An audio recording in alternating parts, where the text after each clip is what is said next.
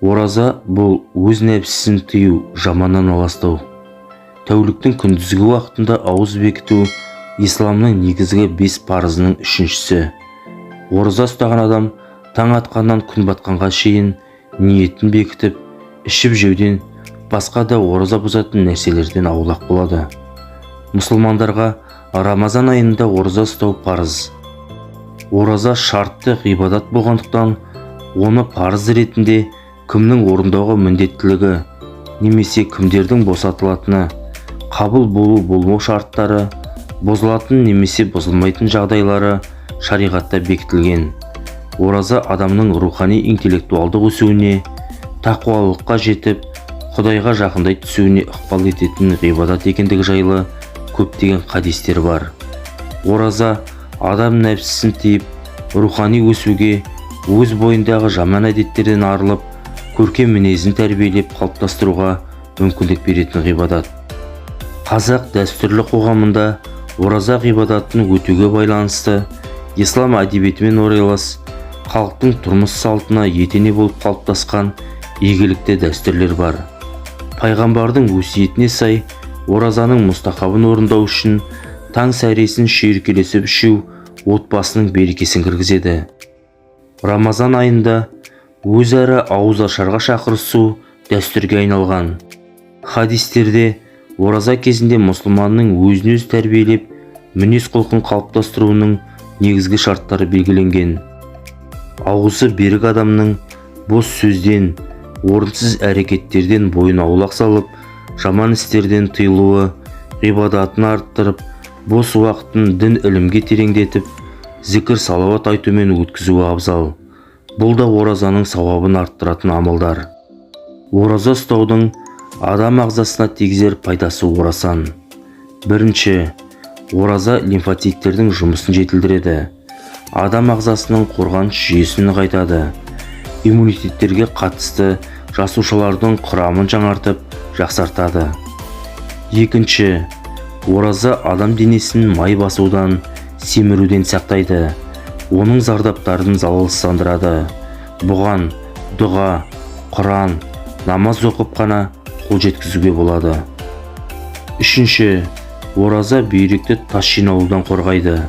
Себебі ол кальцийлену процесіне кедергі жасайды. Қандағы натрий құрамын көбейтеді. Мұның бәрі несеп жолында тас жинайтын тұздың бөлінуіне тосқауыл болады. Төртінші, ораза адам ағзасын жасушалар мен тіндерде түзілетін зиянды заттармен уланудан сақтайды. Бесінші, ораза ұстаған адамның ас қорыту жүйесі, оның қосалқы жүйесі жақсы жұмыс істеп, ас қорыту мен сіңіруге барлық мүмкіндік ашылады.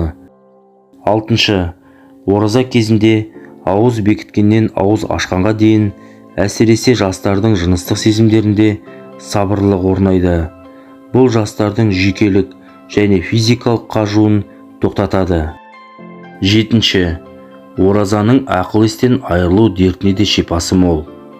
Мәскеудің психиатр институты ашығу және диетаның көмегімен ақылдан адасушылықты емдеуге болатынын анықтап отыр. Сегізінші, ораза әйелдердің бала көтеру қабілетін арттырады. Ер адамдардың бел күші бұрынғыдан да күшейеді. Тоғызыншы, оразада су ішуден тартыну ағзаның қуатын нығайтады. Оқып үйрену қабілетін жоғарылатады. Зейінді жақсартып, есте сақтау қабілетін арттырады. Оныншы, оразада адам ағзасындағы түзілімнен бұзылым басым болып, ол ауру, әлсіз жасушаларды жояды. Қайтадан қалпына келтіру кезеңі басталып, жасушалар жаңарады. 11.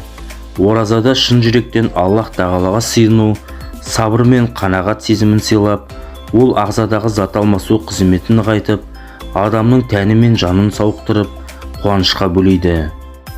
12. Ораза адамды жауапкершілік пен өзін-өзі тәртіпке шақыруға үйретеді. Себебі ол оразаны іштей де, көптің көзінше де ұстайды емес пе? 13. Ораза адамда ешқандай пайда көздемейтін риясыз сезімге, төзімділікке үйретеді. Бұл кезде ол аштық пен шөлді, басқа да қолайсыздықты еш наразылықсыз білдірмей көтеруді үйретеді. 14. Ораза адамға қаржыны қалай үнемдеп, ақша қорын қалай байыпты түрде қалыптастыруға болатынын көрсетеді. Егер әр нәрседе қанағат білдіретін болса, үй шаруасын жүргізуге де қаржы аз жұмсалады.